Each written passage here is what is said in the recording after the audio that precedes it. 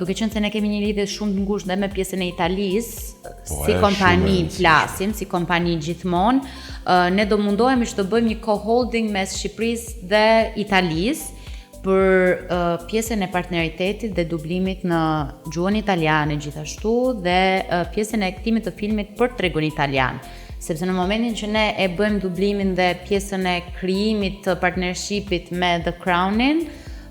kur të vinë në Europë për shumë kollaj të adaptohet në anglisht, por në momentin që ti jep një spektër tjetër dhe një gjuhë tjetër, normalisht i jep më shumë vizualitet dhe i jep goxha më shumë domethënë i hap rrugë vetes dhe për tregje të tjera. Dhe adaptimi që ne kemi menduar të bëjmë, domethënë me pjesën e revistës, është edhe pjesëmarrja e bizneseve në të, sepse ndryshe nga çdo lloj forme tjetër marketingu, që mund të jenë rrjetet sociale, revistat, fizike, website-et, nuk e di,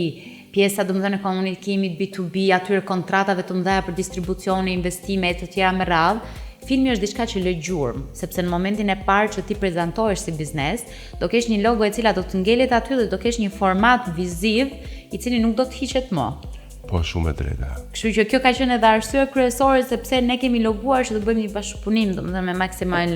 Film Production and Studio, dhe jam shumë e sigurt që